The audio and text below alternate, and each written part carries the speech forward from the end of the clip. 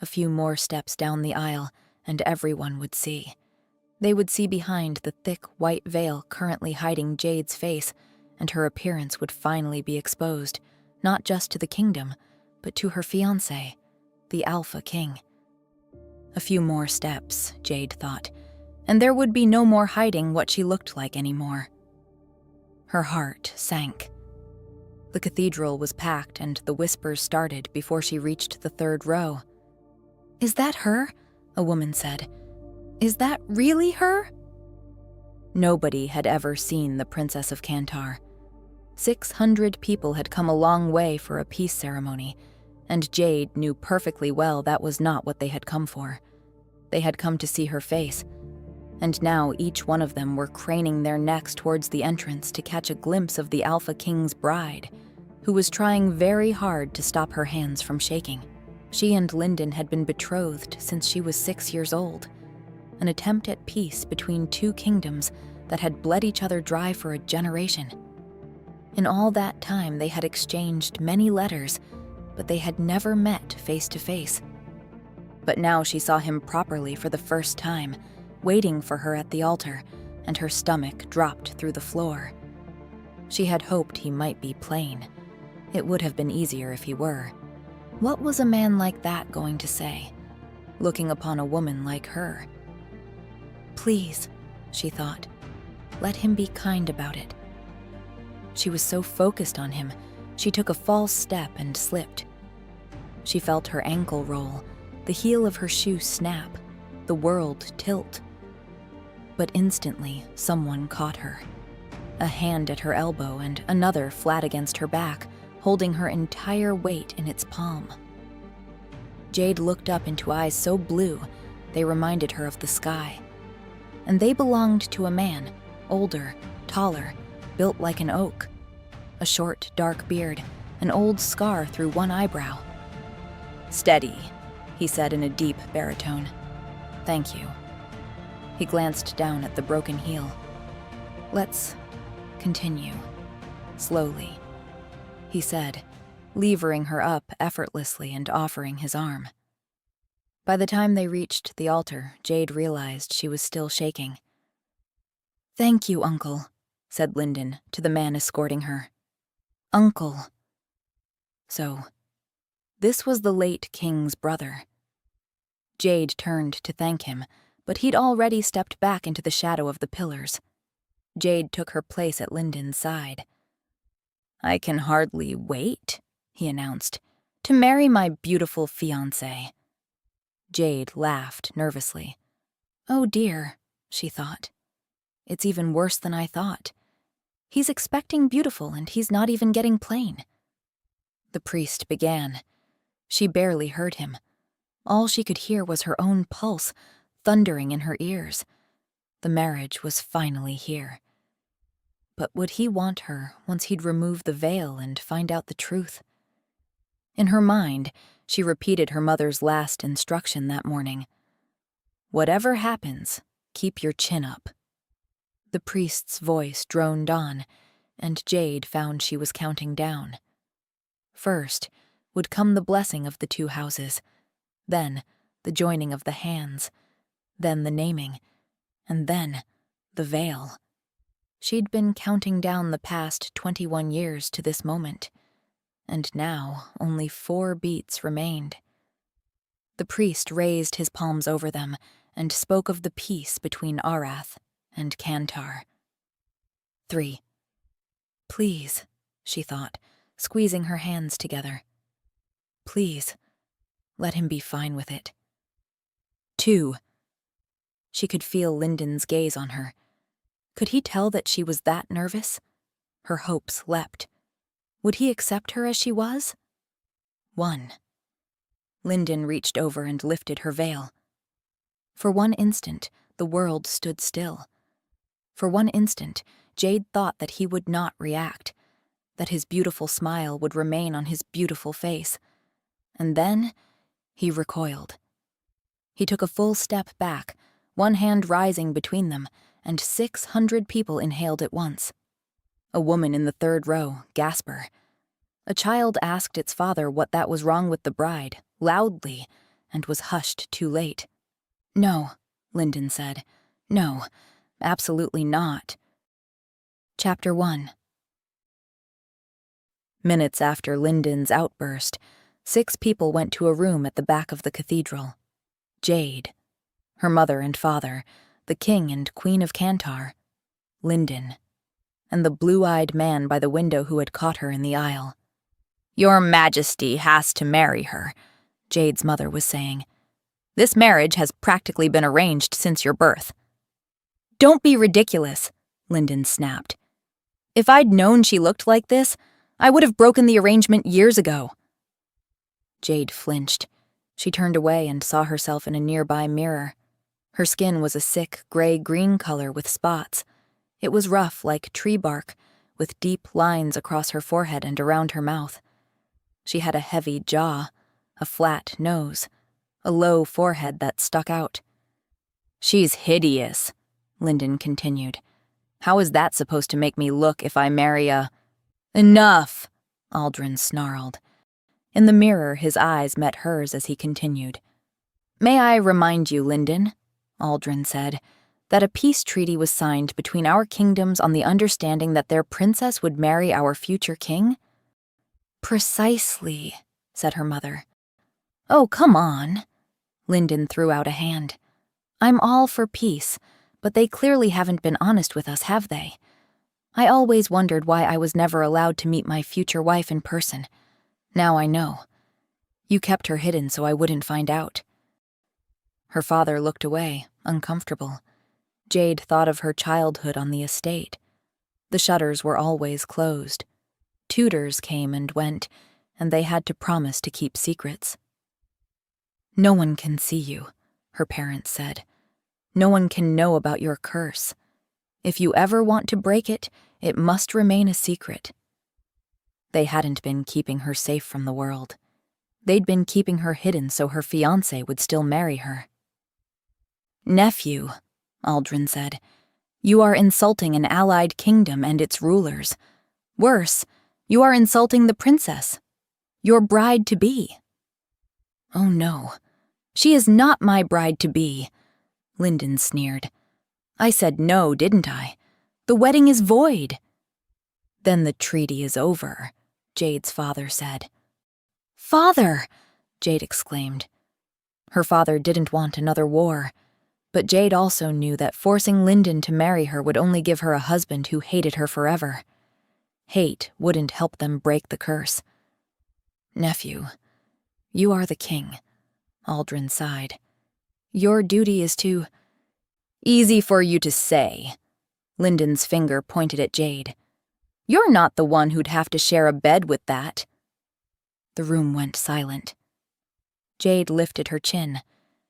"Your Majesty," she said, "while I understand my appearance may come as a shock, it is beneath a king to speak of a crown princess as though she were a beast." Lyndon blinked at her. She realized he'd never been told he was wrong in his entire life. By the window, Aldrin's blue eyes sparkled with amusement before he turned back to his nephew. "The treaty is clear. If peace is to hold, then the Alpha King of Arath must marry the Princess of Kantar." "Yes, yes, the great general. My father's brother." Lyndon clapped sarcastically. Aldrin ignored him. "The treaty stands," he repeated. Everyone in the room looked at Lyndon. "Fine," he said, pouting. "If the king has to marry her, then fine." Jade's mother let out a loud breath. Her father crossed the room and clapped Lyndon on the back. Jade watched them with mixed feelings. "Not one of you has asked me how I feel about this," she thought. They had spent the last 15 minutes arguing about whether Lyndon could be forced to put up with how ugly she was, and not one person had thought that maybe she didn't want him either. She knew what she looked like, but being ugly didn't give Lyndon the right to be mean, and now she didn't want him either. "Nephew," Aldrin said, "I'm glad you've come to your—" "Let it be known that I abdicate my crown," Lyndon declared. No one spoke. Then, "You cannot be serious," Aldrin said. "Oh, I'm very serious." "Lyndon," his uncle exclaimed. "You have no heir." "Exactly," Lyndon smiled. "My father is dead, which means the crown passes to—" He put his fists to his lips and made trumpet sounds. "His brother! Congratulations, uncle. You're the next king." He crossed the room and slapped Aldrin on the back, copying what Jade's father had done to him moments before. "Enjoy your blissful union with your lovely wife," he concluded. And with that, the former king walked right out the door, leaving them all in shocked silence. Chapter 2. Jade sat in darkness, staring at her hands in her lap. 2 floors below, she could hear the wedding party continuing without her. Jade had thought she'd never seen a man look so unhappy about becoming king. When they put the crown on him, he didn't even smile. And later that afternoon, they'd gotten married. No cathedral, no 3-day feast, no 600 guests. They said their vows in a small chapel with only 9 people watching. But Aldrin didn't look away during the ceremony. He looked right into her eyes with those bright blue ones as he said "I do," and she counted that as a small win. Though, as they got ready to board the carriage for the traditional ride through the city to greet the people, she became nervous. At the chapel door, she could hear the huge crowd. She wondered how many of them were ready to throw tomatoes at their ugly queen.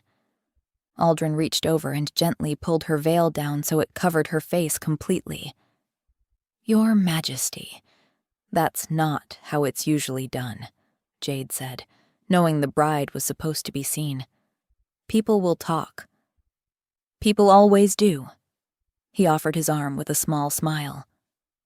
"We might as well keep them guessing." Jade looked down, embarrassed. She wished he wouldn't stare at her so directly. No one else ever did. She rode through the capital of Arath hidden. She waved with a hand she kept inside her sleeve, and the people cheered for a woman they couldn't see. No tomatoes were thrown.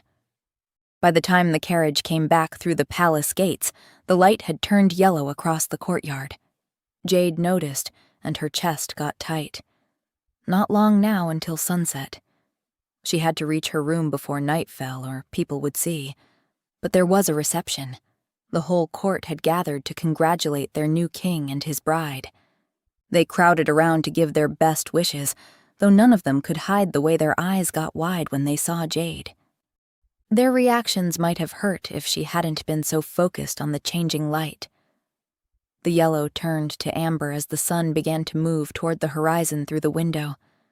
An hour left before she would change. An hour left for her to hide and make sure no one witnessed it. The other half of her curse. Jade did her best to smile and nod at the guests, trying to get through it as fast as possible. But there seemed to be endless people. She had to get out of here. Quickly. She needed an excuse. Her eyes searched for an exit. Her calm appearance was cracking under her growing panic. The sun touched the ground far off in the distance. "You needn't stay," Aldrin said quietly at her shoulder. "You will have all the time in the world to get to know them. Go get some rest for now."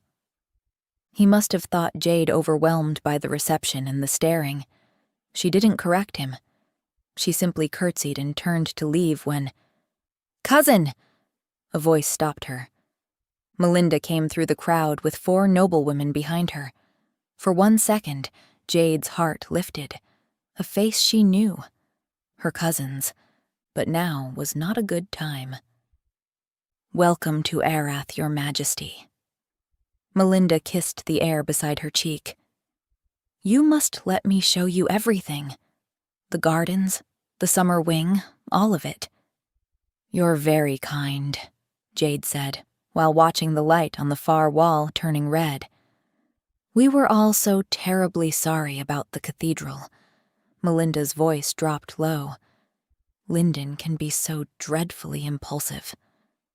Behind her, one of the women said something about the veil during the procession. A mercy for all concerned, do you not think?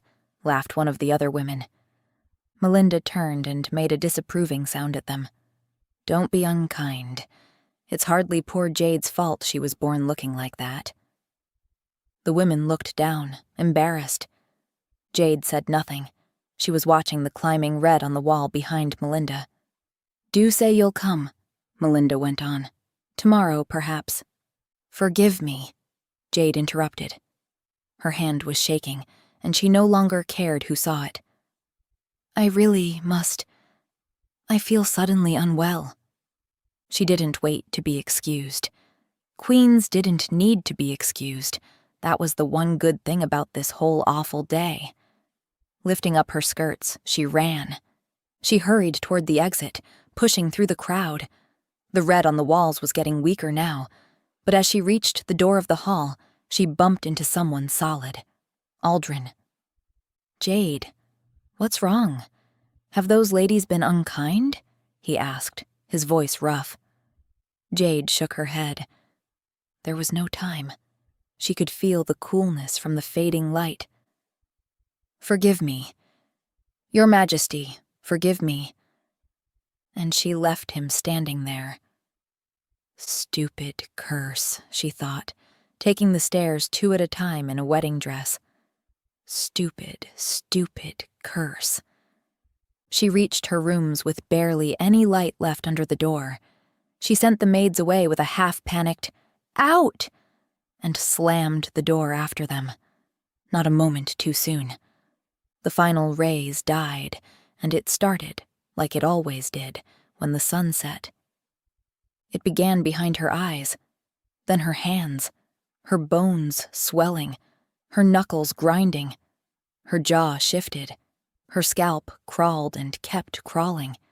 She stood in the middle of the floor with her fists closed and her teeth shut and waited for it to finish. Less than a minute, like always. Then it was done, and the room was dark, and she had changed. Slowly she opened her hands. She touched her face, and with a sigh, she sat on the edge of the bed. That had been way too close. Looking like she did by day was already difficult enough, but the nights were the even trickier parts of her curse. No one could see her at night, and especially not her new husband. If she wanted the curse to be broken, Aldrin could never discover what she looked like when the sun set, for if he did, he would never love her and break her curse. Tears slid down her cheeks. She had spent so many years thinking she would have to convince Lyndon to love her. And now it had suddenly switched to Aldrin, who she knew nothing about. As if things weren't hard enough already. Someone knocked, interrupting her thoughts. Your Majesty? I've come to prepare you for the wedding night. Ice ran down her spine.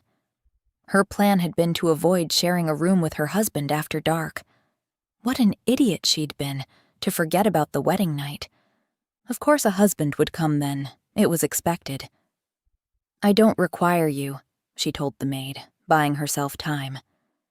Jade jumped up and tried to think of a plan, anything. A disguise? Fake being sick? Footsteps came from the hallway. Attendants' voices, announcing the king's arrival. The door began to open. There was a folding screen by the window, 3 panels of painted silk. Jade darted behind it as the door swung open. My lady? Aldrin's voice. Are you all right? Yes. She pressed her back to the panel. I'm fine. I'm just getting ready. Another voice, brisk and official. Your Majesties should hurry. The court will soon arrive to witness the consummation. Jade's stomach dropped. Perhaps, Aldrin said, we could skip that particular tradition. Your Majesty, it is customary. The late king and queen. The late king had courted his mate for months, Aldrin interrupted. My wife has barely had time to adjust to any of this. A pause. Thank you. That will be all. The door closed, the hallway emptied, and Jade, behind 3 panels of painted silk, realized she was shaking. Are you all right? Aldrin asked again, quieter now. Yes. There was the small creak of a man sitting down in a chair somewhere away from her. My lady, you don't have to be afraid. I will never force you, she heard Aldrin say from behind the screen. I'm not afraid, she replied. It was a lie. She was, but not for the reason he was thinking. Then, would you come out? Aldrin asked. Jade said nothing. She couldn't risk him seeing her like this, in her night form, and she couldn't think of a single good excuse. The silence stretched. Just as I thought, Aldrin said gently. Your Majesty, You don't have to explain, he assured her. I understand. Jade licked her lips. She felt really guilty. I'm sorry, she said. Don't be. I'll leave you to rest. But she did not hear him move, so after a few moments, You're still here, she said. He laughed, a short, low sound, totally different from anything she'd heard from him before. If I leave immediately, it may arouse suspicion, he explained. The silence that followed was awkward. He was her husband. She supposed she should talk to him. How was he to fall deeply in love with her if she did not speak? Are you happy to be king? She asked. It's rather unexpected, he replied. The candle flickered somewhere on the other side of the screen. I truly am sorry, Aldrin said, for how my nephew behaved. Well, Jade sighed. Who could blame him? He was expecting someone different. Nevertheless, they sat there on either side of a painted screen. For the first time that day, Jade felt somewhat comfortable. I think it's safe for me to leave now, Aldrin said at last. Good night, my lady. She heard him stand up. Your Majesty. He waited. Thank you. The pause went on long enough that she wondered if he had heard. You have nothing to thank me for. Then the door and his footsteps going away down the hallway, and Jade alone in the dark with her secret safe for one more night. He was kind. She hadn't expected that. Or maybe he just hadn't stayed because he didn't want to. A man doesn't push to see what he's glad not to look at. Jade sat down on the edge of her bed, safe and unseen and oddly disappointed. Chapter 3. Jade was presented to the nobles of Arath after breakfast. After a night of practicing, they hid their disgust well. But today, it was the words, the whispers, the cruel comments that floated through the court. They were loud enough for her to hear without anyone ever saying them directly to her. No wonder he wouldn't have her, came a voice. Lyndon was our true king. He was ours, and she made him give up the throne with her ugliness, said another. The last comment was repeated many times.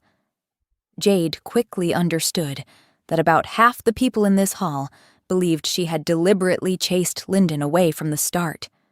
She kept her chin high. She answered every question politely and fully, never showing that she could hear the thinly hidden accusations. She couldn't afford to show weakness. She focused on her goal. Aldrin had to love her fully in daylight. That was all that mattered. Breaking the curse. The court and their cruel words could wait. But words still hurt. By the time she was allowed to retreat, she only wanted one thing. A kind word. Somebody who was on her side. A friend. Melinda had lived at court since she was 16.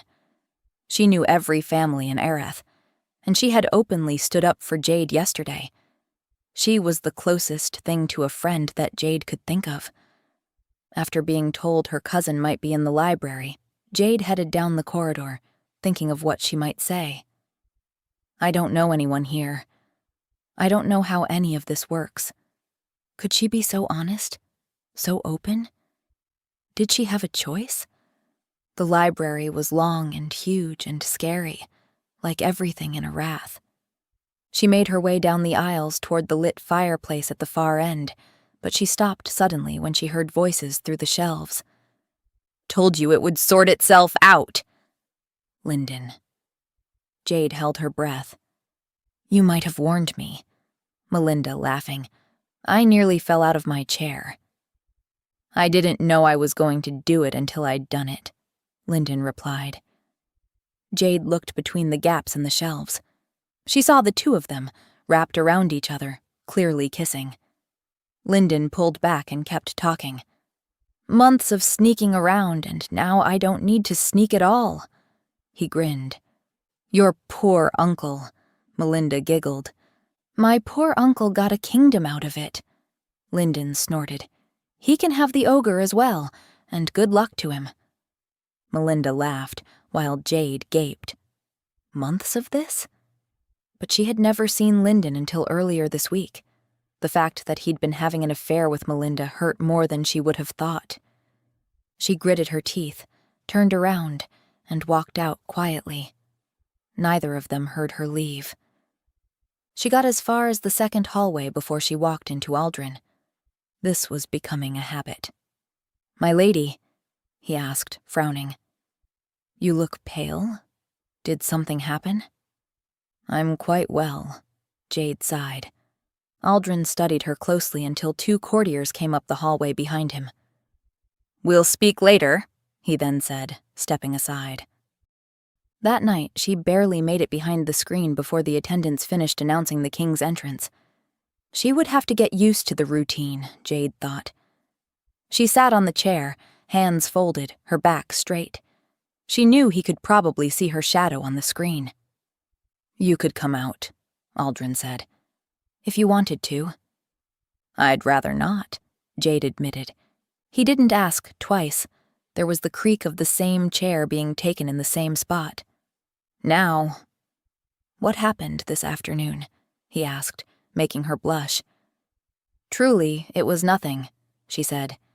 "My lady, we're married.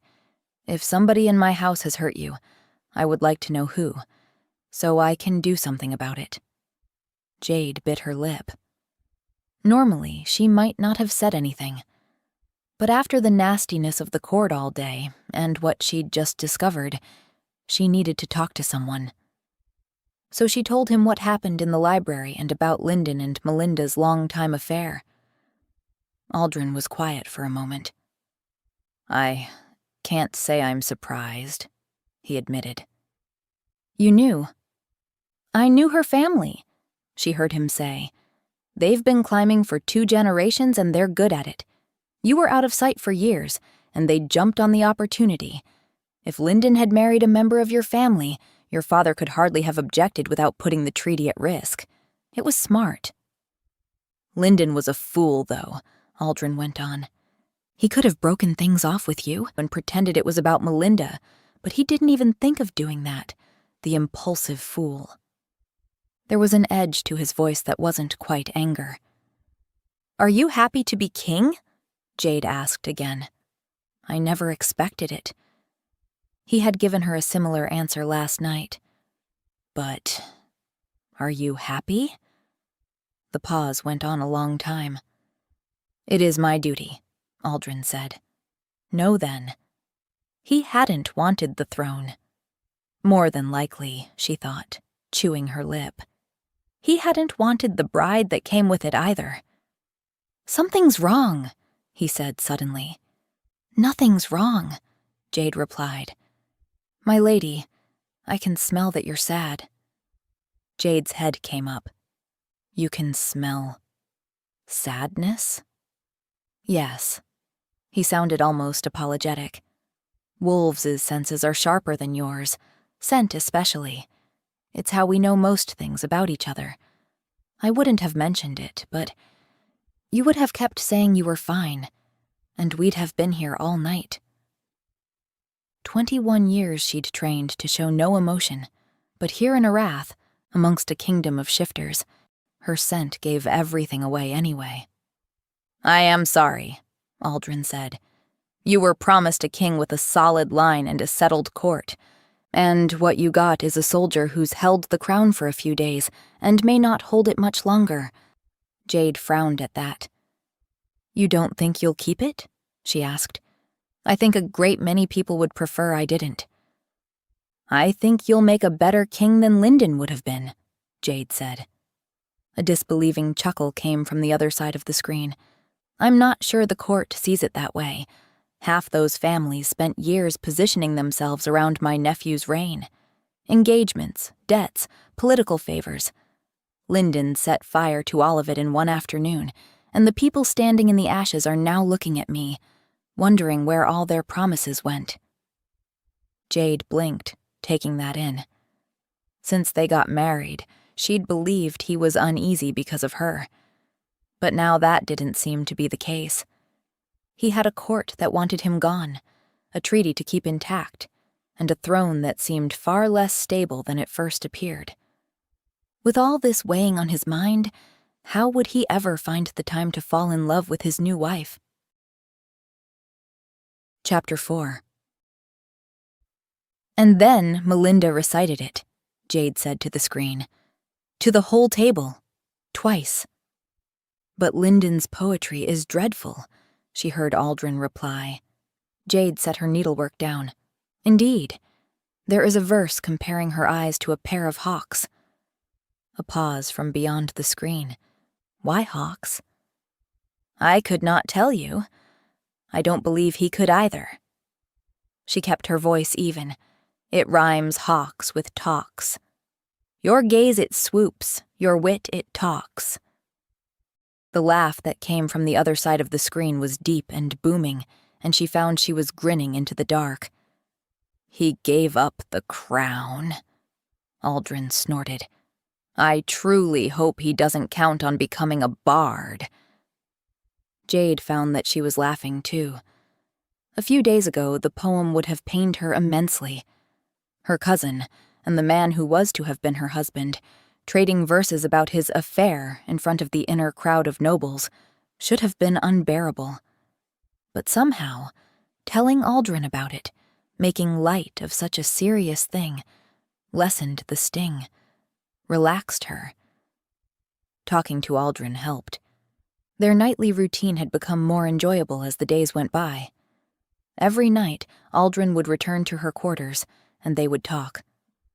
She stayed behind the screen while he sat on the edge of the bed or at the little table beside it. Sometimes they would forget how much time Aldrin had spent in her room, and he would return to his chambers in the early hours of the morning. But things took a sudden turn for the worse a few days later when she heard two men gossiping in the hallway. "There's no son. There's no prospect of an heir," said the first, causing Jade to stop suddenly and listen closely from around the corner.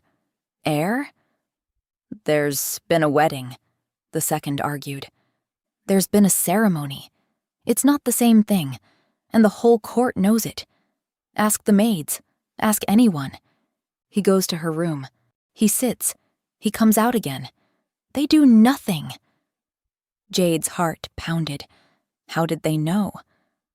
Perhaps he's being patient. Perhaps he's being smart. I mean, would you? The other man laughed hard. "Well, whatever's keeping him from the monster, he'd better get going. Otherwise there'll be bloodshed, mark my words." "What do you mean by that?" the first man whispered. "Oh, you know, this place isn't for the faint-hearted. The court is growing restless." They moved off toward the stairs. Jade went back to her room and sat down heavily, feeling extremely guilty.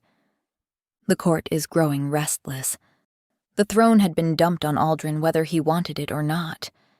And the one thing that would have made him and the Alliance safe was exactly what she had been keeping from him for the past 2 weeks. An heir. The announcement of her pregnancy. Her heart pounded at the thought. For a pregnancy to occur, certain things would have to happen before. And would her husband even be amenable? It had to be done in daylight. To break the curse, it always had to be daylight, and she looked hideous in daylight. That said, if Jade really thought hard about it, Aldrin had never looked at her with disgust. Not even once. Instead, his eyes were warm. Kind. Beautiful, even, though she'd never say it aloud. So, gathering her courage, she sent him a note asking if that afternoon she might see him privately in his chambers. The act of making an heir would, if anything, bring her and Aldrin closer, she told herself. And not just emotionally. She'd feel his skin against hers, feel his large hands on her waist or in her hair. Heat crept up her neck. She found herself squeezing her knees together. She'd learn what he looked like when he lost control, what sounds he made, how he tasted. And afterward, in the warmth and intimacy of it, he might come to love her. And wasn't that what she needed to break the curse? Or, she thought a beat later, he might be disgusted. She waited for the reply, thinking of his hands, the way they moved when he gestured during their talks, efficient and sure. Would they be gentle? Would they hesitate? His reply came back within the hour, a single sentence. "Of course, my lady." When the hour came, she prepared to leave the room. Her hands wouldn't stop shaking. She imagined walking into his chambers. She imagined him standing, that broad frame unfolding from the chair. Would his eyes darken? Would he reach for her immediately? Or would he be gentle, patient, drawing it out until she was dizzy with wanting? Her face burned. Just as she was about to go, she caught a glimpse of her reflection in the mirror, and her fragile courage faltered. Who could possibly want this? Even the kindest person in the world would not want this. Not truly. She very nearly didn't go. She stood with her fingers on the door and thought about writing another note, claiming a headache, letting the whole thing drop. He has never looked at me with disgust. Not once. She steeled her resolve, lifted her chin, and left the chamber. The walk to his rooms felt endless. Every step brought a fresh wave of heat to her face, her neck, her chest. By the time she reached his door, her entire body felt like it was aflame. "My lady." Aldrin stood when she came in, and the sight of him made her stomach swoop. "What can I do for you?" She couldn't quite catch her breath, not when she could see the pulse beating in his throat, strong and steady. "It has come to my attention." Her voice came out softer than usual, breathier. "Yes?"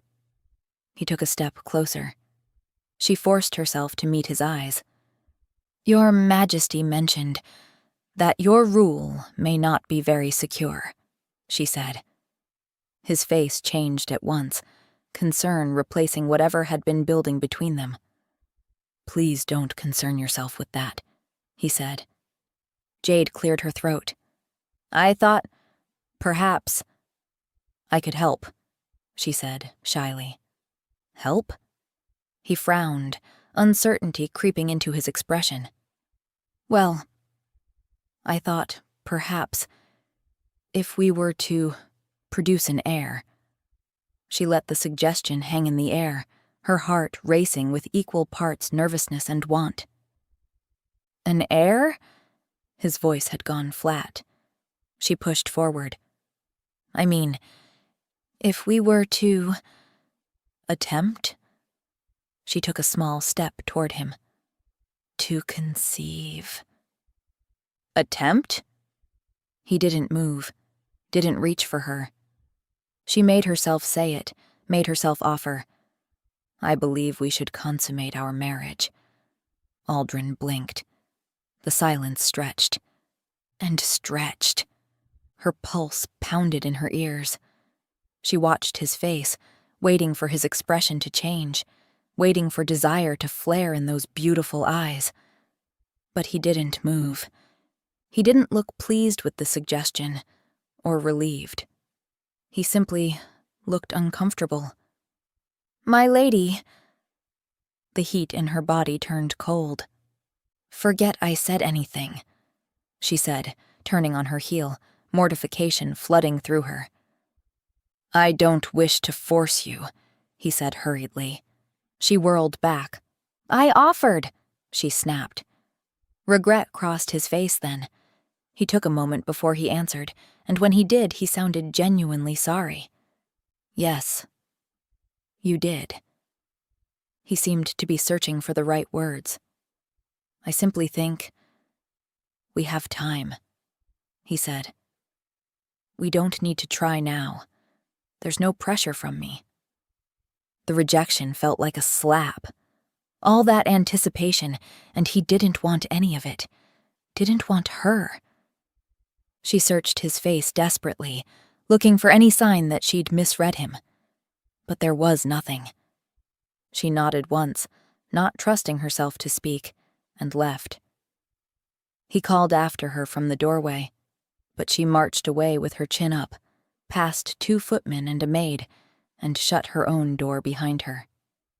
She got as far as the end of the bed before collapsing onto it. The humiliation came first. Then came the disappointment.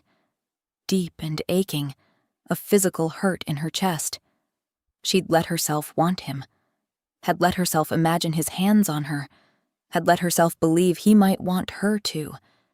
She had been wrong. He was patient. He was good.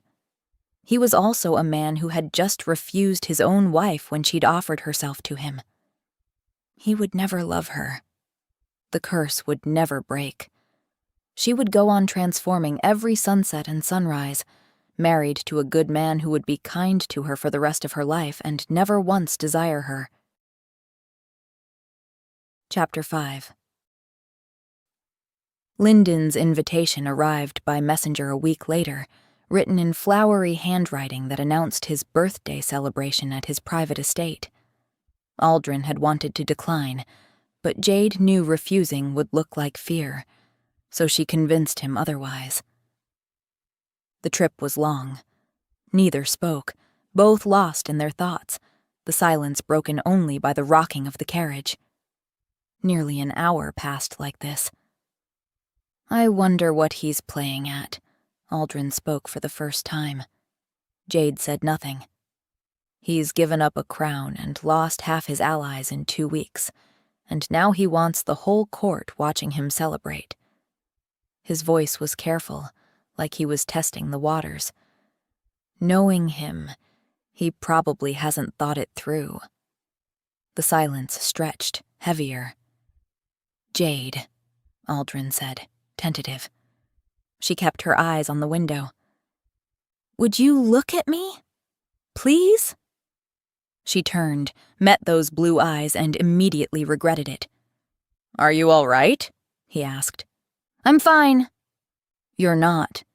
He leaned forward slightly, elbows on his knees. You haven't spoken to me in 3 days. You won't open your door, He stopped, ran a hand through his hair, clearly struggling. I've upset you. Her throat tightened. I know I handled things poorly, he continued. That afternoon I didn't mean to. The silence that followed was suffocating. She could feel him staring at her, could practically hear him trying to find the right words and failing. I never meant to hurt you, he said quietly. She said nothing. Because what was there to say? He hadn't meant to, but he had. And his regret wouldn't free her from her curse, or her hurt. The carriage rolled on. Neither spoke again. Lyndon's estate was decorated everywhere, packed with guests, the lawns strung with ribbons and tables overflowing with food. Lyndon moved from group to group, loud and laughing, clearly trying too hard to prove how happy he was. Their arrival was announced at the garden steps. Heads turned, voices dropped. Unease rippled across the lawn. Aldrin offered his arm. Jade walked past it. She felt him fall into step behind her, close enough to be seen as her husband, far enough to give her space. She knew how it looked. She didn't care anymore. Cousin. Melinda appeared from the crowd, a glass in each hand, dressed beautifully and wearing the biggest smile Jade had ever seen. That smile felt like a knife. "How are you enjoying court?" Melinda asked sweetly. "Fine." Jade took the glass. "Even with such an unexpected husband?" Melinda tilted her head. "It must be hard to adjust. A man so much older, and so serious." Something hot flared in Jade's chest, hurt and anger tangled together. "I'd rather have an unexpected husband than a husband with an unexpected mistress." Melinda's smile stayed fixed, but something sharp flashed in her eyes. Jade lifted the glass to her lips. "Don't drink that."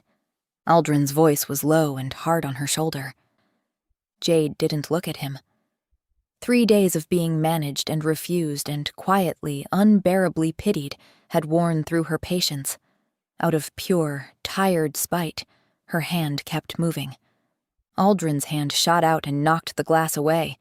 It flew from her fingers, the liquid splashing across his hand before the glass shattered on the stone.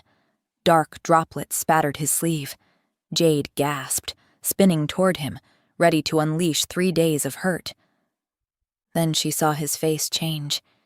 He looked down at his hand, at the liquid running down his skin. His eyes widened slightly, just for a moment, before his expression went blank. "Aldrin?" His knees folded.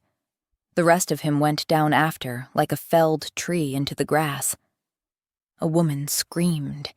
Glass shattered somewhere behind them. The whole party surged, half the guests rushing forward, half recoiling, voices climbing over each other, calling for a physician, for water, for the guard. Jade was on her knees before she knew she'd moved. Aldrin. His eyes were open, staring at nothing. Aldrin. She grabbed his face with both hands, shaking him gently. His eyes were glazed. Someone shouted, "Poison!" Jade's blood went cold. Only moments ago, she'd been refusing his arm, ignoring his attempts to talk to her. And now the man who'd shown her more kindness than anyone was dying in front of her. Chapter 6. Aldrin was carried inside, his unconscious body hefted between 2 guards. The party outside erupted into chaos, guests screaming, guards shouting orders, servants running in every direction. Lyndon appeared in the doorway, his face dark with fury. "Seal the grounds!" he barked at the nearest guard. "No one leaves. Search everyone. Find out who did this." His anger surprised Jade, but she had no time to think about it. Aldrin was laid on a bed in one of the guest rooms. His skin burned with fever, his breathing shallow and labored. The royal healer, a thin, sharp-eyed woman, immediately set to work, unwrapping Aldrin's hand and examining the skin where the liquid had touched. "Poison," she muttered, already mixing something in a small bowl. "But I've never seen one work this fast through contact alone." She applied a thick poultice to his hand with a brush and wrapped it carefully to avoid contamination. "Keep him cool," the healer said, "and try to keep him conscious if you can." Jade grabbed a cloth, dipped it in cold water, and pressed it to Aldrin's forehead. His skin was burning. "You shouldn't have done that," she whispered. "You shouldn't have touched that cup." Her voice broke. "It was meant for me, not you." Aldrin groaned, his body shifting restlessly. "Can you hear me?" Jade leaned closer. "Your Majesty?" His eyes flickered open. He tried to smile. Then his eyes closed again. "No." Jade's hand tightened on his. "Stay with me. Please." The hours crawled by. Jade refused to leave. She kept replacing the cloth on his forehead, kept speaking to him even when he didn't respond. The healers came and went throughout the day, trying one remedy after another. Nothing worked. As evening approached and the sun began to sink toward the horizon, Lyndon entered. Jade looked up immediately. "Any news?" she asked. "Not yet." His jaw was tight. "But I'll find whoever did this. You have my word." He looked at Aldrin, his expression unreadable. "How is he?" "Not well," Jade said, lowering her eyes. "The poison was meant for me," she added quietly. Lyndon didn't deny it. It would appear so. He hesitated. "I'm sorry, Princess." He caught himself. "Your Majesty." Jade glanced toward the window. The sun was nearly touching the horizon. Panic flared in her chest. She stood abruptly. "I want no one coming near him tonight," she said. Lyndon frowned. "Your Majesty." "Tell the healers to leave whatever medicines they prepare outside the door," she interrupted. "I'll care for him myself." "But I'm his wife." She looked back at Aldrin. "And this kingdom's queen. I don't know who I can trust right now. I'd rather people stop coming and going through this room." Lyndon hesitated, then nodded slowly. "Very well." Jade locked the door behind him. The last rays of sunlight disappeared through the window. She felt the familiar pull, the shift that happened every sunset. Her reflection in the darkened window changed, though she didn't look at it. She never did. It was too hard to look at. She turned back to Aldrin. At one point, near midnight, his breathing grew so labored that she was certain she was watching him die. She pressed her hand to his chest, felt his heartbeat stuttering beneath her palm. "Don't," she whispered. "Please don't." She stayed beside him, her hand over his heart, until his breathing steadied again. By sunrise, he was still alive. "That's a good sign," the healer said. "I think we may finally be on the right track with this last remedy. We'll increase the dosage." The next several days blurred together. Jade never left his bedside. She fed him medicine when the healers left it. She cooled his fever when it spiked. Occasionally, Aldrin woke for a few moments. Each time, he seemed relieved to see her before exhaustion pulled him back under. She stopped noticing the passage of time. Day and night became the same routine. Tend to him, speak to him, wait for him to wake. So the next time Aldrin woke, she didn't realize it was nighttime. His eyes opened slowly, unfocused at first. Then they found her. Jade had barely slept. She was exhausted, her body aching from sitting in the chair for hours. She leaned forward. "You're awake," she said. He stared at her. His brow furrowed. Confusion crossed his face. That's when she remembered, and Jade's breath caught. It was nighttime. She was changed. He was looking at her other form. "Where is my wife?" he asked. Relief flooded through her. He didn't recognize her, didn't even connect her with the Jade he knew. But the relief only lasted a heartbeat, because Aldrin was suddenly trying to sit up, his movements frantic. "Where is she?" he asked, his breath quickening. "Did something happen?" "Your Majesty, please." Jade moved to support him. "You need to lie down." He didn't listen. He tried to push past her. "Jade is in danger." He coughed, struggling to rise. "They tried to." His body gave out. He collapsed back onto the bed, his chest heaving. "Where is she?" he asked, losing consciousness. "Please." Jade felt something crack inside her chest. He was poisoned, barely conscious, and he was worried about her. She took his hand gently. "Your wife is safe," she said. "I promise. Please. You must rest." His eyes were already closing. "Please," he whispered. "Check on Jade. Ask Lyndon to—" The sentence never finished. Jade sat there, holding his hand, staring at his face. He was worried about me, she thought. The realization settled deep in her chest, warm and aching. The next time Aldrin woke, it was midday. Sunlight streamed through the window. Jade was back in the form he recognized, the one that made people uncomfortable, the one that made them look away. But the moment his eyes opened and found her, he visibly relaxed. "You're safe," he breathed. Jade smiled softly. "Please rest. Don't worry about me." "I couldn't protect you," he murmured, troubled. "But you did." She glanced at the bandaged hand. "You protected me, and you were hurt because of it." Her voice caught. "I'm so sorry.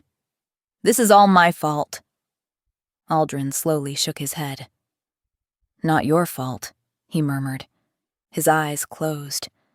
And then Jade felt something that wasn't hers. Pain, sharp and throbbing in her hand, even though her hand was fine. Confusion. A fog pressing down on her thoughts. Then, relief. Immense, overwhelming relief that she was safe. The emotions vanished as quickly as they'd appeared. Aldrin's grip loosened as sleep overtook him. The strange feeling disappeared with it. Jade stared at their joined hands, her heart pounding. What just happened? She looked at his face, peaceful now in sleep, and felt something shift inside her chest. She'd been so angry at him, so hurt, so convinced he'd only ever pitied her. But he'd knocked poison from her hand without hesitation. He'd been more worried about her safety than his own life. And somehow, just now, she'd felt what he was feeling. She didn't understand it.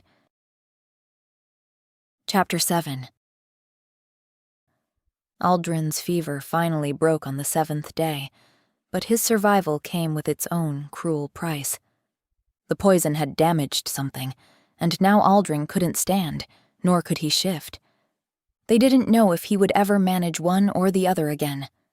For a soldier, a wolf, and an alpha king, the loss was unbearable. Aldrin tried not to show it. He thanked the healers politely. He made no complaint when servants had to lift him from bed to chair. But Jade saw the way his jaw tightened when someone touched him, the way he avoided looking at his own legs. She could tell he felt trapped inside his weakened body. 3 days after the fever broke, Lyndon came to speak with them. He found them in Aldrin's room, Jade reading aloud while Aldrin stayed in bed. "I've been thinking about the attempt on the Queen's life," he said. Jade set down her book. "We still don't know who was responsible," Lyndon continued. "The court is unstable. Another attempt could threaten not only you both, but the entire kingdom." "What are you suggesting?" Aldrin asked. "A temporary withdrawal, while you recover." Lyndon's tone was measured. "Somewhere away from court." Jade's heart leapt. "My family's estate," she said immediately, turning to Aldrin. "The one where I was raised. It's isolated, peaceful." Aldrin frowned. "The Queen is still in danger," Lyndon said. "The poison was meant for her." Aldrin went still. Jade watched his expression shift, frustration giving way to protectiveness. "Very well," he agreed. They left within the week. Aldrin sat rigidly in the carriage, his jaw tight every time they hit a bump in the road. For most of the trip, he was unusually quiet. Then, as they approached the estate, he spoke. "I am sorry." Jade looked at him. "For what?" He glanced toward his legs, briefly, as if the sight pained him. "You can't possibly be happy with a husband who may never walk again." Jade's chest tightened at the way he spoke of himself. "And how can you be happy?" she argued. "Married to a cursed wife?" Aldrin's eyes snapped up. cursed?" he asked. Jade froze. She'd said too much. "What did you mean?" Aldrin asked, his voice gentle but insistent. Jade looked away. "I'm sorry, I shouldn't say more. It could prevent it from breaking." She felt his gaze on her, steady and concerned. "Are you in danger?" he asked. "No." She met his eyes. "I swear it. I am not in danger." He studied her for a long moment. She could see him weighing whether to press further. Finally, he nodded. "All right." Relief washed over her as he simply accepted the boundary, despite his curiosity. Most people wouldn't have, and she knew it.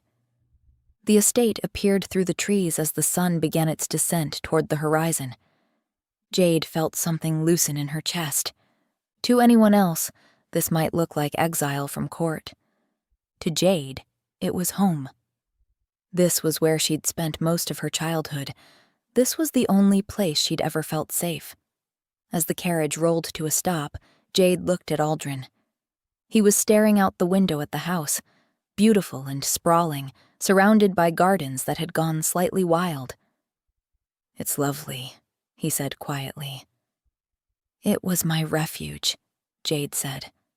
"I hope it can be yours too." That first evening, they had dinner together in the small dining room overlooking the gardens. Aldrin was quiet throughout the meal. He answered when she spoke, smiled at her jokes, asked polite questions about the estate. But Jade could tell he was unhappy. This place was freedom for her. For him, it was just another beautiful place he couldn't properly experience, trapped indoors, unable to explore. As the sun began to sink lower, Jade felt the familiar pull of the approaching sunset. She had to leave. She hesitated. "I need to retire early tonight. The journey was exhausting." Aldrin nodded, but she saw the flicker of disappointment he tried to hide. "Of course," he said. "Rest well." Jade left him there and returned to her room, hating herself for the lie. She stood at her window and watched the sun disappear, more frustrated with her curse than ever. Aldrin needed her, and she had to leave him. She wanted to do something for him. Something that might give him back even a small piece of what he'd lost. It took 3 days for the carpenter to build it. A wheeled chair, sturdy and well-crafted, with handles so it could be pushed but wheels large enough that Aldrin could move it himself if he wanted. When Jade presented it to him, Aldrin stared at it for a long moment. "What is this?" "A way for you to leave your room," Jade said. His expression was unreadable. "I thought—" She faltered. "I thought we could go outside. I could show you the gardens." Aldrin looked up at her, his expression softening. "All right," he said. The days that followed became the happiest Jade had known in years. She and Aldrin grew nearly inseparable. She pushed him through the gardens every morning, showing him the hidden paths she'd discovered as a child, the pond where she used to catch frogs, the old oak tree she'd tried to climb and gotten stuck in. They had picnics beneath the trees. Jade would spread a blanket and help Aldrin settle onto it, against a trunk. Aldrin told her about growing up as the second son, never expecting to be king. Jade told him about the isolation of her childhood. She was happy. The easy rhythm they had built behind the screen carried on into broad daylight, and nothing had changed for the loss of it. If anything, they were better now. Now she could watch his eyes crinkle at the corners when he laughed. "You're doing it again," she said one afternoon. "Doing what?" "Pursing your lips. You always do it before you say something you don't quite believe." Aldrin dropped his hand and stared at her. "You watch me too closely," he said softly. "Somebody has to." She laughed and passed him a cup. Their fingers brushed, and heat went through her, a bolt of it, spiking a breathlessness and something akin to the anxiety she felt when they were apart. Then Aldrin drew his hand back, and it was gone. Jade stared at him. She told herself she had imagined it. Aldrin surprised her suddenly when he said, "You told me once that you were cursed." Jade went still. She had known that one day they would have to circle back to this topic. She licked her lips nervously. "I did," she said. "You don't have to tell me." He was watching the trees. "But I'd like to know who did that to you." She was quiet for a moment. She knew that if she told him the entire truth, the curse could never be broken. But there was a small kernel of truth she could share with him. As long as he didn't know what the curse did to her, as long as she didn't expose her night form to him. "A fairy," she said eventually. "A fairy," Aldrin repeated. "I was small. Younger than I can properly remember." She turned the book over in her hands. "I was in the woods where I shouldn't have been, and I frightened it, or offended it, or I don't even know what I did. The kind of thing a child does without meaning anything." "And it cursed you for that?" Aldrin asked. She managed a thin smile. "It's done." Jade opened the book again before he could ask what the curse actually was. "There's no use dwelling on it." He watched her a moment longer. She could feel the question behind his eyes, but he didn't probe. And Jade loved him a little more for the thing he chose not to do. "Thank you," she said. Their hands brushed, and for a brief instant, Jade felt something that did not belong to her. Warmth. Gratitude. Before she could understand it, Aldrin quickly pulled his hand away, and the feeling disappeared. Jade stared at him, her heart racing. The sensation had been so clear, as though his emotions had somehow leaked into her through that single point of contact. She told herself it was impossible, yet she couldn't shake the memory of that warmth. Chapter 8. One day, Jade was helping Aldrin from his chair to a blanket spread beneath the oak tree. It was a slow process. She supported most of his weight, one arm around his back, the other holding his hand. Their bodies remained pressed together as she carefully lowered him down. And suddenly, she felt his gratitude for her care mixed with what seemed like sorrow. His sorrow. He felt like a burden. The realization pierced something in Jade's chest. "You are not a burden," Jade said. Aldrin looked at her, startled. "What?" Jade froze. She realized she had answered something he'd never said aloud. "I'm sorry," she said. "It's only that Aldrin's expression became troubled. He shifted slightly, studying her face. "Sometimes when we touch, I feel something," Jade explained. Aldrin said nothing. His expression had gone carefully blank in a way that made her chest tighten. "It's as though I can tell how you feel," she went on. "Not perfectly. Just impressions of emotions that aren't mine." Aldrin looked visibly startled. "But that's—" He paused, then turned away. Jade studied him. "You don't look that surprised," she said. Aldrin kept his face turned from her. "What makes you say that?" he asked. "You didn't deny it, for a start." He remained silent, staring at the grass beside him. Jade's breath caught. "So it is true?" Aldrin's jaw tightened. "I didn't think you would experience it," he confessed.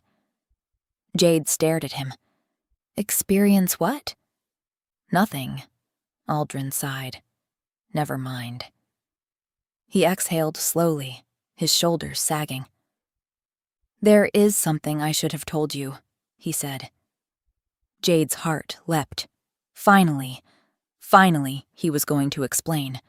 But instead, Lyndon has written to us, Aldrin said. Jade blinked, thrown by the sudden shift. What? Aldrin met her eyes. The investigation has identified the family responsible for the poisoning, he said. Her stomach dropped. Who? She saw something like pity in his expression. It was Melinda's family. Jade struggled to process it, her mind spinning. My uncle did this? She whispered. It seems so. Aldrin's face was grim. With you gone, there'd be nothing keeping Lyndon and Melinda apart. He retakes the crown, marries his ladylove, and her family has the throne they've been scheming after for 2 generations. He cannot simply take his crown back. Lyndon has enormous support, Aldrin contradicted her. Half the court built their futures around his reign. A good many of them still think of him as the rightful king, and that has only got more dangerous now that I'm... He glanced down at the chair. Like this. You are the king, Aldrin. A kingdom cannot be ruled by a king in a chair. His voice had gone bitter. You nearly died, and at the time I could still walk. He looked at his own hands. I should never have allowed him to abdicate.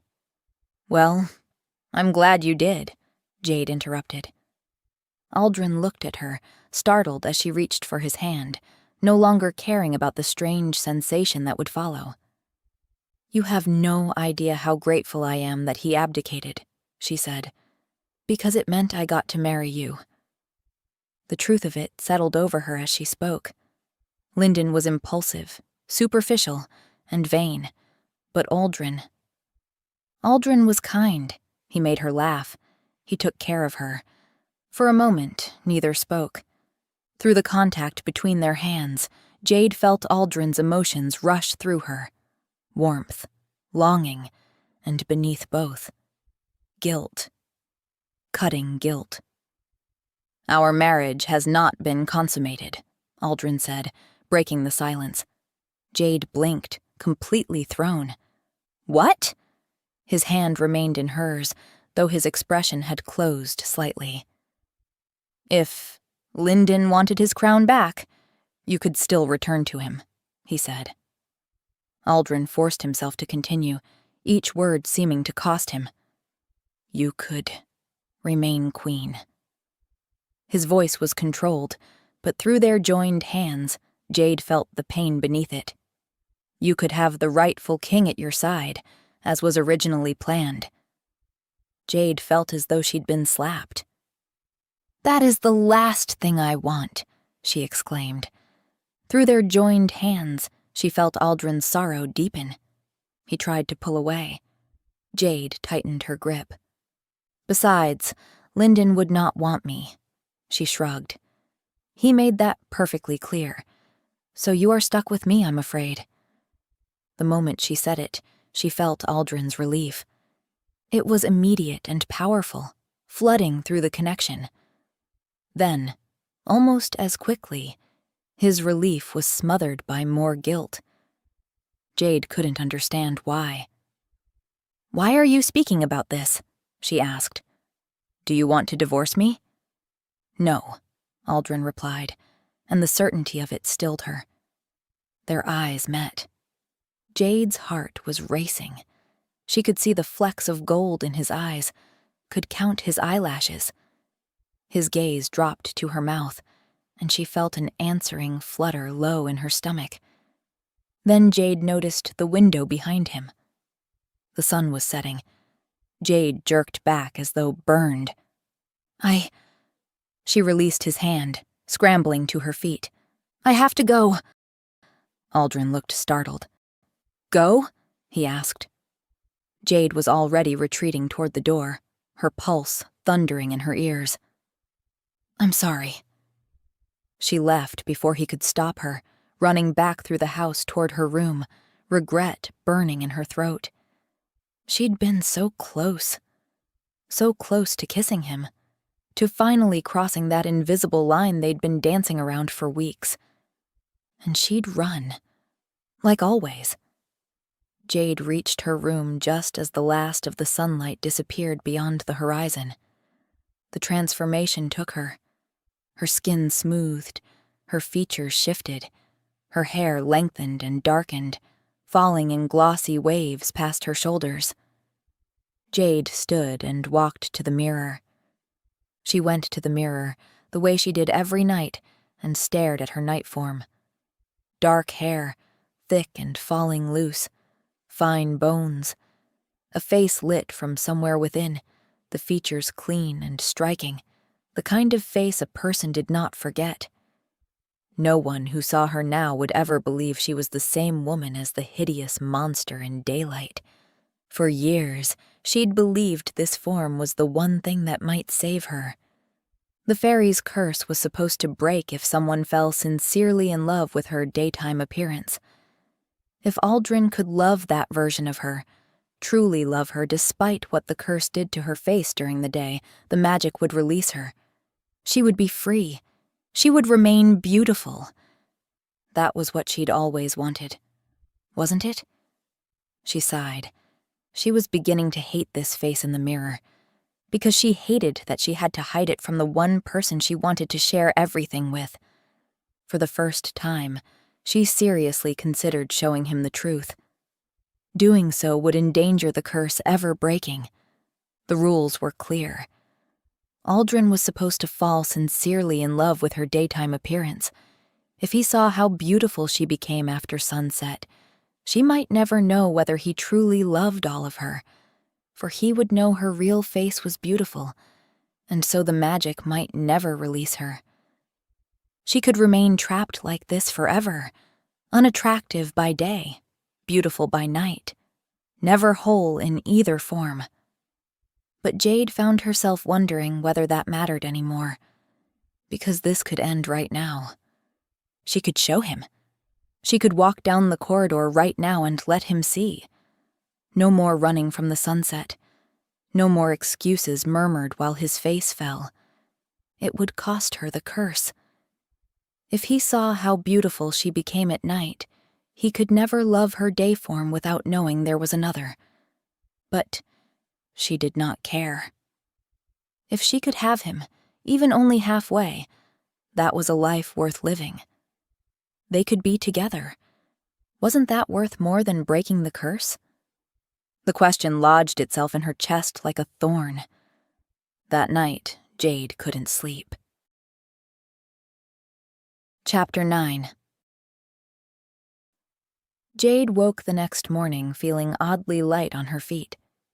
She rose and began getting ready for breakfast when there came a knock at the door. Kathy entered carrying fresh linens. She took 3 steps into the room, then froze completely, the linens tumbling from her arms. "Is everything all right?" Jade asked. Kathy was gaping at her. "Who?" Her eyes went wide.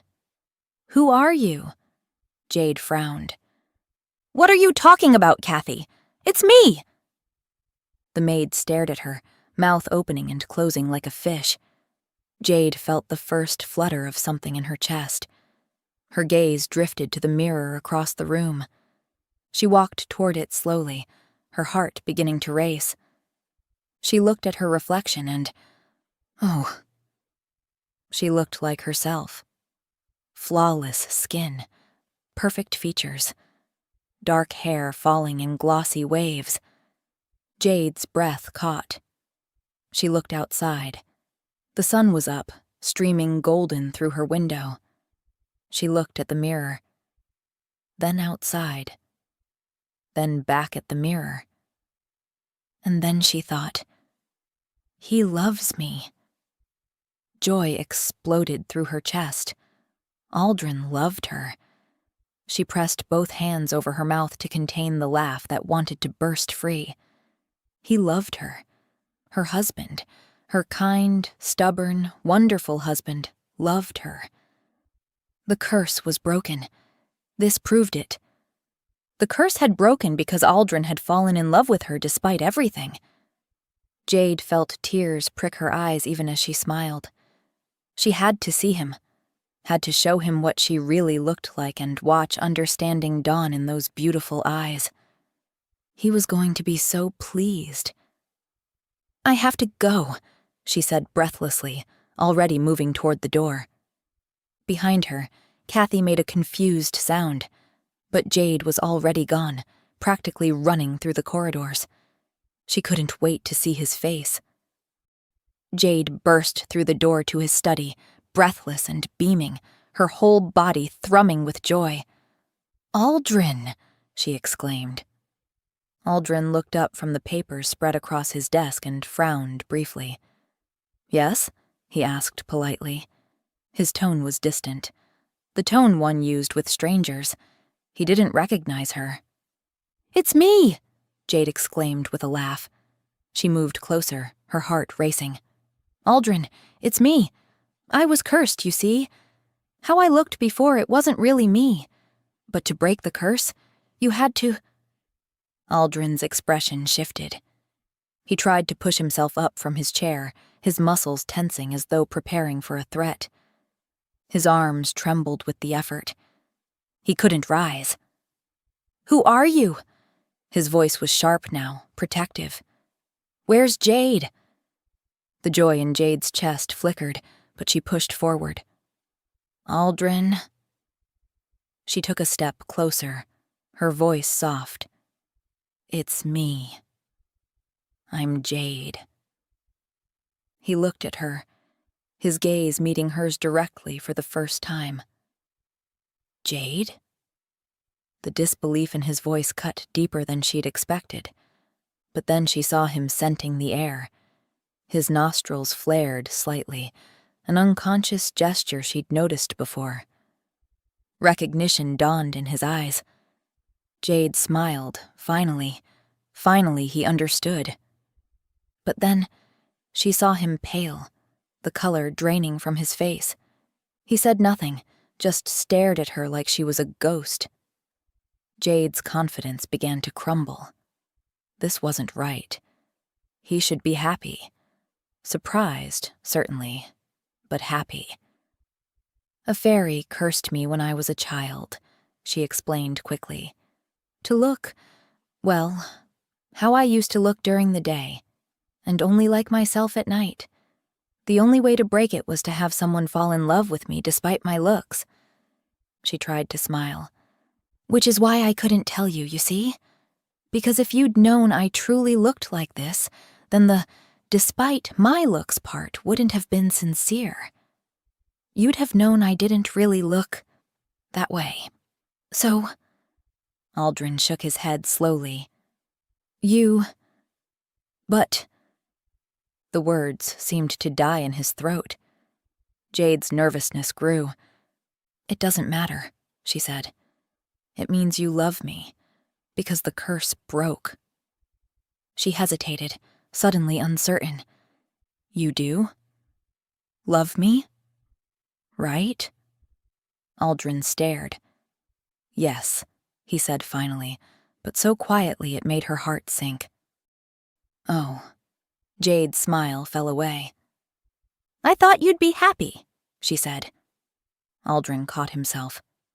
She watched him visibly gather his composure. "Forgive me. Of course This is wonderful, Jade," he said, sounding sincere. "I'm glad your curse is gone. This is truly wonderful news."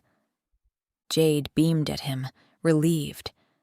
She opened her mouth to tell him she loved him too, to close this distance between them. "I think we should get a divorce," Aldrin said. Jade's face fell. "What?" Aldrin looked sad. "We haven't consummated the marriage," he said. "Which is, just as I'd thought, for the best. Because now you can cleanly marry Lyndon." "Lyndon?" Jade exclaimed, disbelieving. "I cannot walk, Jade," Aldrin pointed out as though that had anything to do with it. "Not yet," Jade said. "But we don't know that." He cut her off gently but firmly. "The court doesn't know that. Most people were already eager for Lyndon to return." "He can't just return," Jade interrupted. "He can. And he will." Aldrin's jaw was set. "It's better that way. This whole thing will have taught him a valuable lesson. He can't just abandon his responsibilities on a whim. People rely on him. I still don't see why we have to get a divorce, Jade argued. Aldrin stared at her like she'd said something incomprehensible. Jade, you were promised a king, a kingdom. And you can still have one, he said. Jade felt her stomach drop, felt anger beginning to burn through the shock. You planned this, didn't you? She said. You were worried this would happen, that you'd have to give up the crown, which is why you pushed me away. Aldrin lowered his gaze, confirmation written in every line of his body. Our marriage can be annulled, he said quietly, and nothing will stop you from marrying Lyndon. Jade opened her mouth to protest, but he continued before she could speak. Think about it, Jade, he said. You can be queen. Lyndon doesn't want me, Jade pointed out. He will. Aldrin looked at her then, taking in her beautiful face, her perfect features, and Jade saw something break in his expression. Now that your curse is broken, you know he will. The meaning behind his words settled over her like ice water. Now that you're beautiful, Lyndon will want you, and the court will accept you. Disgust rose sharp and bitter in her throat, followed immediately by fury. Well, I don't want him, she snapped. Not one bit. Let him take the crown and his court, but he will not have me. Aldrin frowned, confused. Jade, why would I want someone who will not consider me if I'm not beautiful enough? She exclaimed. When I can have someone who loves me for me and not for how I look. Aldrin looked startled. I know you love me, Jade said, taking a step closer. That is of no consequence, Aldrin said. How can you say that?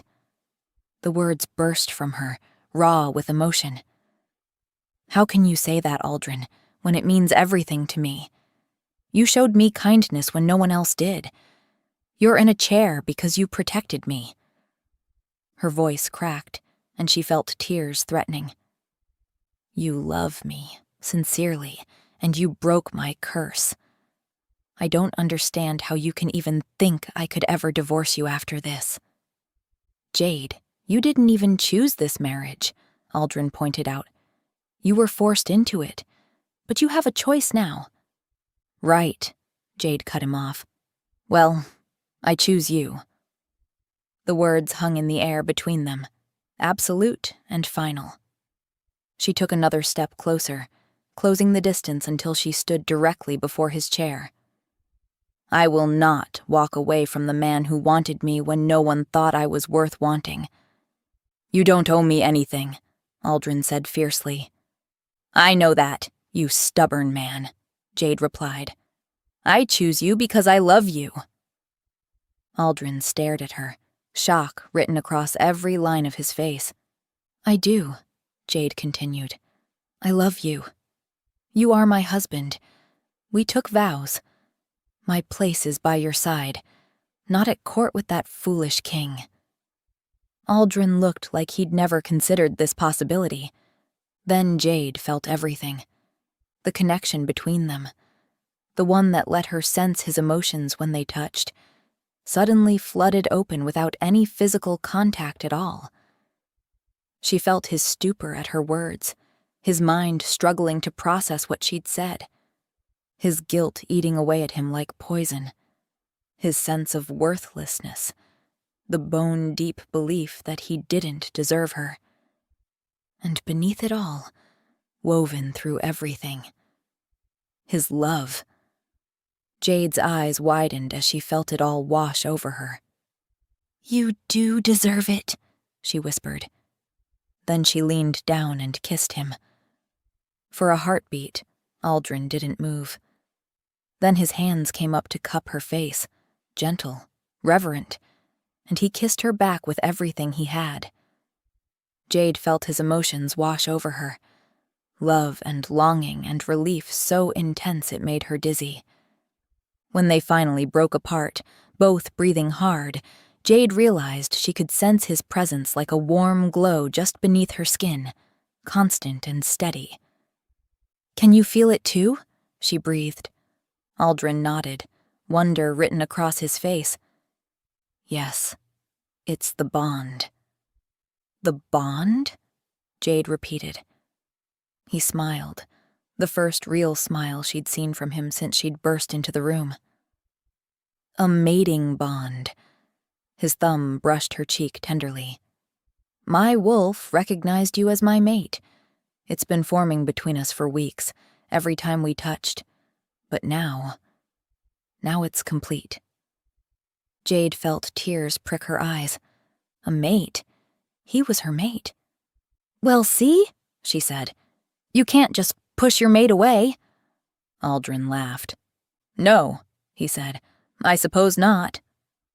And then they kissed again, and this time Jade felt his love for her like sunlight, warm and real. Epilogue. They returned to court in the spring because Lyndon was getting married. Riding through those gates again, Jade felt nothing. The palace had once been her prison. Now it was just stones and old walls. The carriage stopped. Half the court had gathered to watch the guests arrive. Aldrin opened his door himself and stepped down, on his own 2 feet, unassisted. The healers had been wrong. A startled murmur rippled through the crowd at the sight, while Aldrin turned back and held out his hand. Then the murmurs stopped entirely, because Jade had taken his hand and stepped down beside him, every eye in the courtyard fixed on her. "Who is she?" someone said. "I've never seen her before. She's stunning." Aldrin drew her hand into the crook of his arm and walked her forward, unhurried. They passed every face that had ever laughed at her, every noble who had whispered behind their hands. The crowd parted, still staring. At the altar, King Lyndon stood beside his bride. He'd been listening to the ceremony, half bored, when the whispers reached him. He glanced toward the aisle and froze. Jade felt his stare and others like it, and kept her expression perfectly pleasant. They took their seats at the front. Finally, Lyndon could bear it no longer. He crossed the hall toward them, leaving his new bride with barely a word. He stopped in front of Jade and bowed, deeper than strictly necessary. "My lady." His voice was smooth, charming. "I don't believe we've been introduced." Jade tilted her head slightly, her smile pleasant and cool. Aldrin's hand settled over Jade's, warm and possessive. "You do know her," he said quietly. "You've known her for months." Lyndon's confusion deepened. Then Jade spoke. "It's me, Your Majesty. Jade." The color drained from Lyndon's face. That's not." "It is," Jade said simply. The shock rippled outward, noble to noble, until the entire hall buzzed with it. Lyndon stood rooted to the spot, staring at her like she'd risen from the grave. "Congratulations on your wedding, Your Majesty," Jade said pleasantly. "Your bride is lovely." He gaped, speechless. Jade and Aldrin took their seats. His hand settled over hers, warm and sure. The court that had once laughed at her could not look away now. Lyndon had his crown, his court, his throne. But not the bride he'd been promised. Jade felt Aldrin's thumb brush across her knuckles and felt the bond between them glow steady and warm. They'd each been no one's first choice, but they'd chosen each other, and that was everything. Thanks for listening. I hope you enjoyed that one. Do you think Ender was right to shut the bond to protect Audra from his pain, or was he being way too stubborn? Let me know your answers in the comments.